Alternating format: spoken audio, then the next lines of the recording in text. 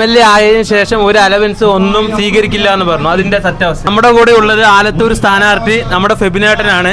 25 വർഷമായി ആലത്തൂർ LDF ഭരിച്ചുകൊണ്ടിരിക്കുകയാണ്.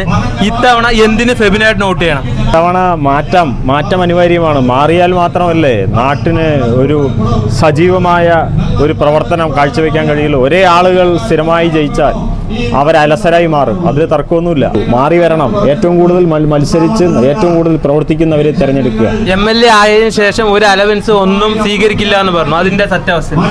അത് ഞാൻ ഈ പറഞ്ഞ പോലെ എനിക്ക് കിട്ടുന്ന ശമ്പളത്തിൻ്റെ വലിയൊരു തുക സാധാരണക്കാരായിട്ടുള്ള പാവപ്പെട്ട ആളുകൾക്ക്, ഒരുപാട് ബുദ്ധിമുട്ട് അനുഭവിക്കുന്ന ആളുകൾക്ക് അടിയന്തര സഹായം വേണ്ടി വന്നാൽ അത് ഞാൻ കൊടുക്കും. എന്തിനാണ് ഒരു പൊതുപ്രവർത്തകന്, പൊതുരംഗത്ത് ആത്മാർത്ഥമായി പ്രവർത്തിക്കുന്ന ഒരാൾക്ക് ഈ പറഞ്ഞ വരുമാനമോ അല്ലെങ്കിൽ നേട്ടമോ ആഗ്രഹിച്ചല്ല നിൽക്കേണ്ടത് എന്ന് പഠിച്ചിട്ടുള്ളൊരു വ്യക്തിയാണ് ഞാൻ. അപ്പോൾ അതെൻ്റെ ജീവിതത്തിൽ അത് ഞാൻ പകർത്തും.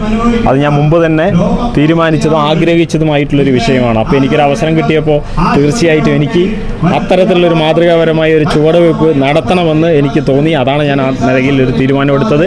തീർച്ചയായിട്ടും അത് ഞാൻ ഈ പറഞ്ഞതുപോലെ സാധാരണക്കാരെ സഹായിക്കുക എന്നുള്ളതാണ് ഒരു പൊതുപ്രവർത്തകൻ്റെ ആത്യന്തികമായിട്ടുള്ളൊരു ലക്ഷ്യം. പാവപ്പെട്ടവനെ ചേർത്ത് പിടിക്കുക. ആ നിലയ്ക്ക് തന്നെ മുന്നോട്ട് പോകും. ആലത്തൂരിൽ ഫെബിനേട്ടൻ വിജയിച്ചു വരട്ടെ.